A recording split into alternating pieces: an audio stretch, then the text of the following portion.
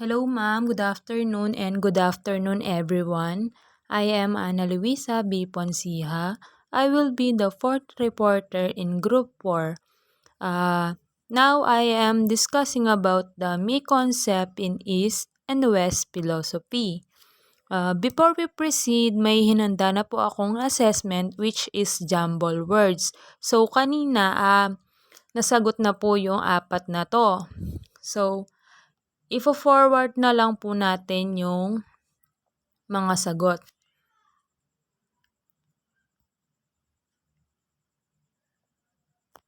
So, we have number 1, philosophy. Then, number 2 is concept. Number 3,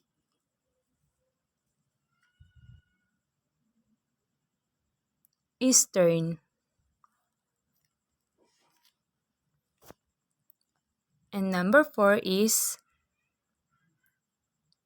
Western.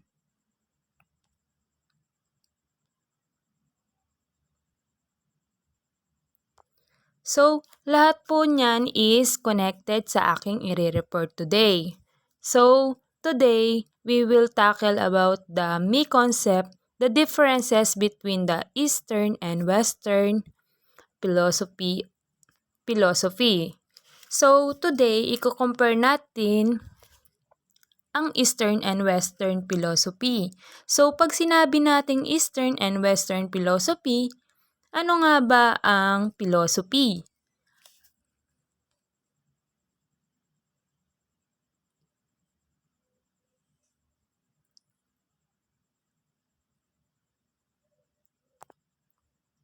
So, philosophy, let us take a look at what philosophy is in general and how it affects and makes differences on Western and Eastern society. So, generally, a philosophy is actually defined as the study of wisdom or knowledge about the general problems, facts, and situation connected with human existence, values, reasons in general reality, okay? So, philosophy actually came from the Greek words philo, meaning love, and sophia, meaning wisdom. Okay, so pag pinagsama nyo ang philo and sophia, it is love for wisdom. So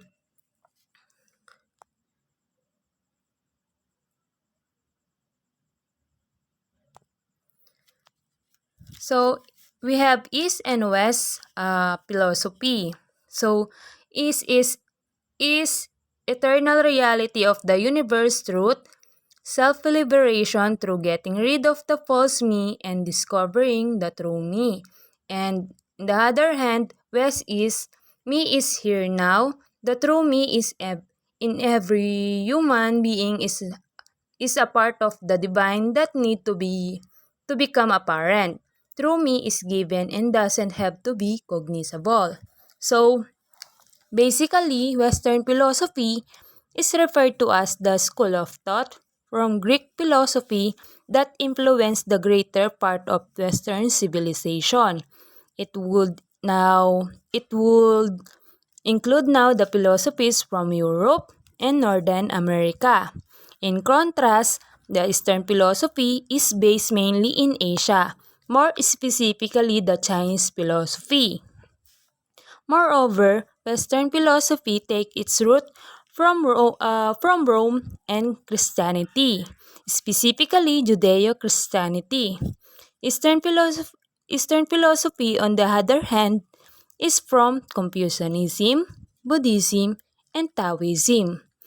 This is safe to say that Eastern philosophy is classical Chinese, while Western philosophy is more Latin in its root. So, ang sinasabi dito sa dalawang konsepto na ang pangunahing pagkakaiba sa pagitan ng Eastern and Western, yung Western, mas individualistic sila. Sa East naman, more on collectivism. The Eastern philosophy is drawn much more into groups or society or people. people action and thoughts as one in order to find meaning in life as they try to get rid of the false me concept and find meaning in discovering the true me in relation or kaugnay sa lahat ng bagay sa kanilang paligid or bilang bahagi ng isang mas malaking pamamaraan nila. In contrast, the Western civilization is more individualistic. Sinusubukan nilang hanapin yung totoong kahulugan ng buhay dito sa Western. And now, with self at center as it is already given and part of the divine. Let us take the deeper look into more of the aspect or problems or issues these two philosophies. The main principle in the Eastern philosophy is unity. This cosmologically unity is the main point in the journey of life as it goes towards the eternal realities. Life is round, sabi nga, at yung paggulit sa lahat ng bagay sa paligid nila is napakahalaga. Ang etika naman ay batay sa kanilang pag-uugali at pagtitiwala nila ay mula sa loob ng kanilang sarili hanggang sa labas. So, upang mapalaya daw ang panloob na sarili nila, dapat palayain muna ang sarili nila alinsunod sa mundong ginagalawan nila. Heto naman yung ibig sabihin sa konsepto ng West.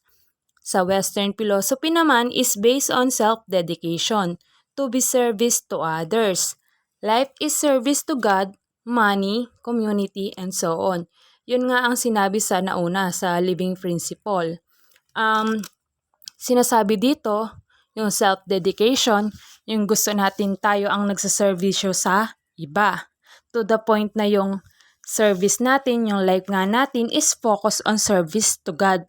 Money, servisyo sa ating community, ganon. Dahil ito yung impluwensya ng Kristiyano. Kailangan may simula at wakas upang mahanap ang kahulugan ng buhay dito.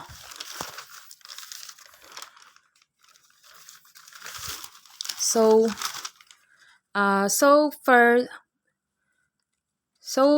first we have Confucianism, Taoism, and Buddhism.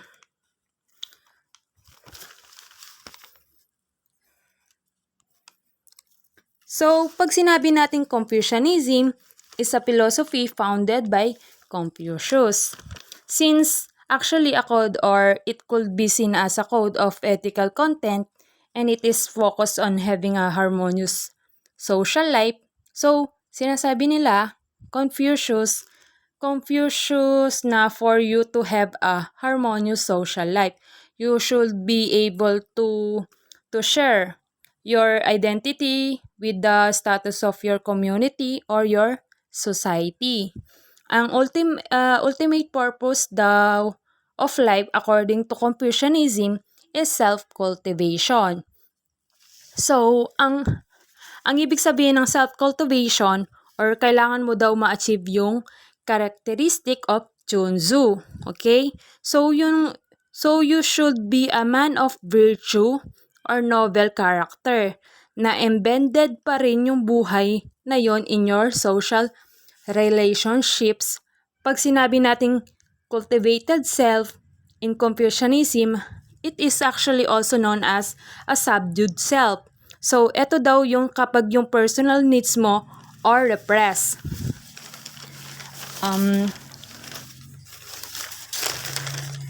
Or subdued for the good of many or parang nakokontrol mo yung mga personal needs mo para sa kabutihan ng lahat.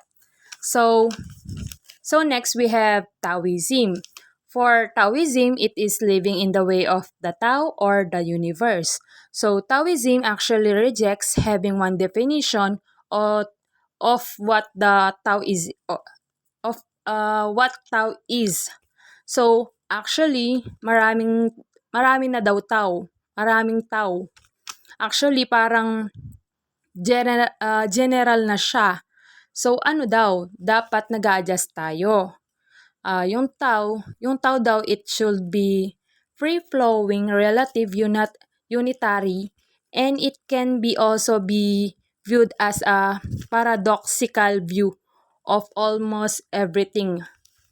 Okay, so now Taoism rejects the hierarchy and strictness brought by Confucianism, and mas gusto ng Taoism na magkaroon tayo ng balanced life with the society in nature. So, simple life lang ang gusto ng Taoism.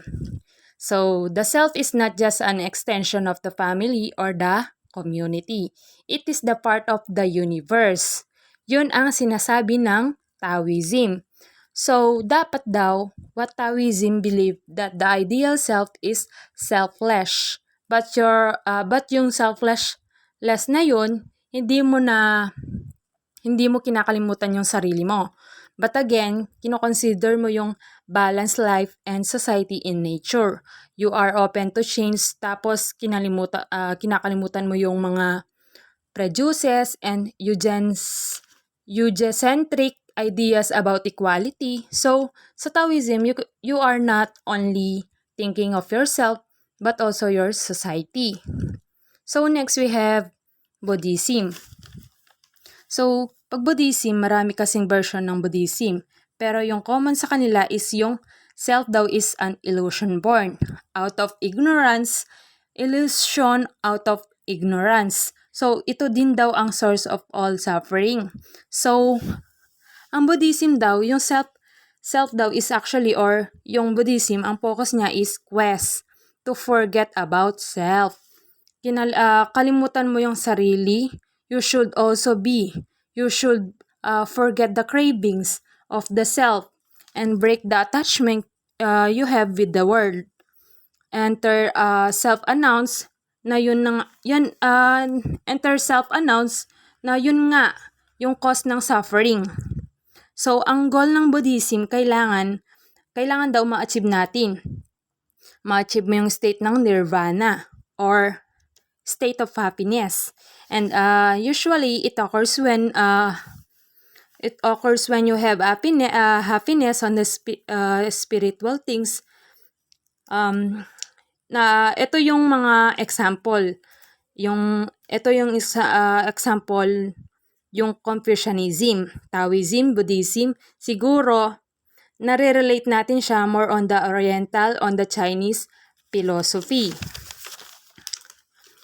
Now, let's go to the Western philosophy.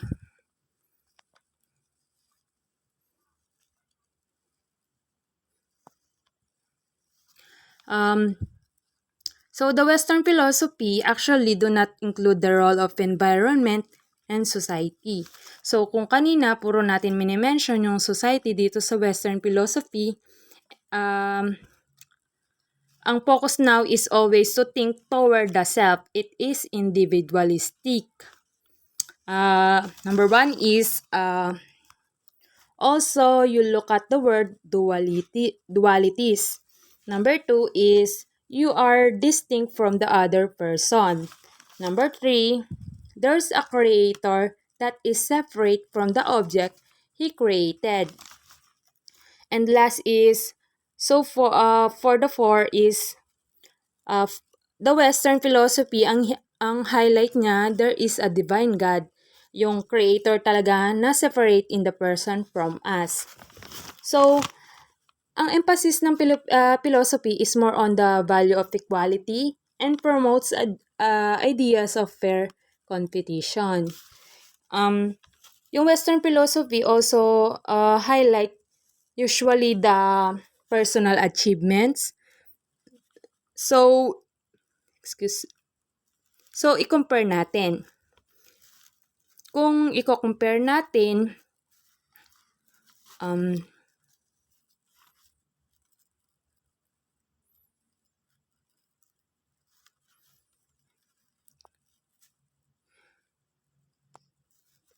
so, kung i-compare natin ulit kung ano ang Western and Eastern philosophy, so, For Western philosophy, again, it is individualistic.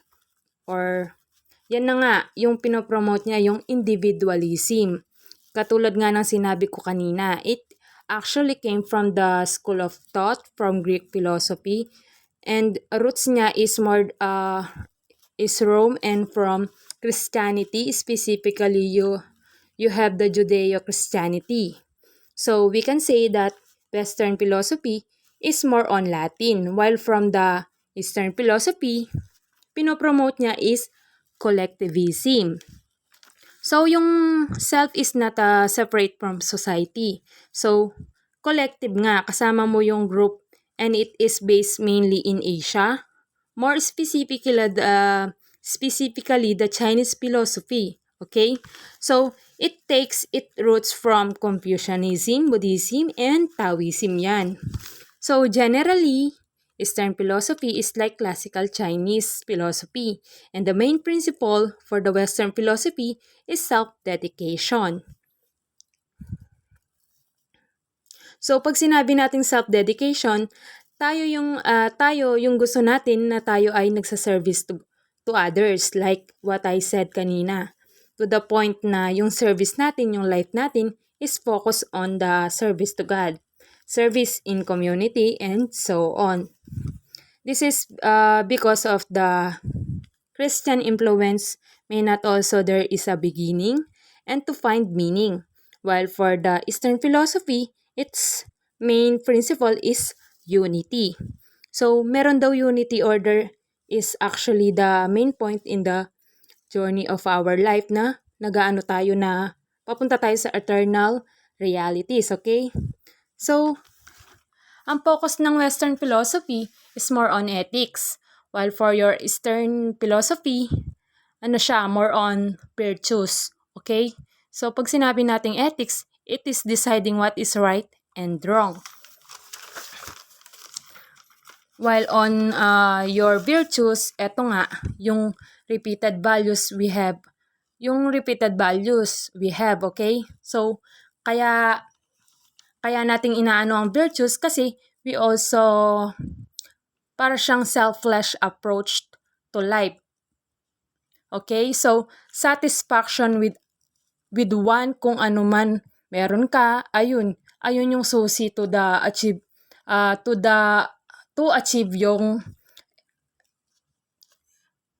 Eastern philosophy.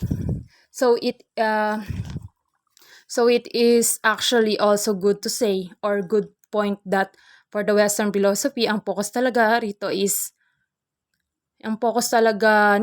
since individualistic nga siya, mas nafo-focus sa development of the self, okay?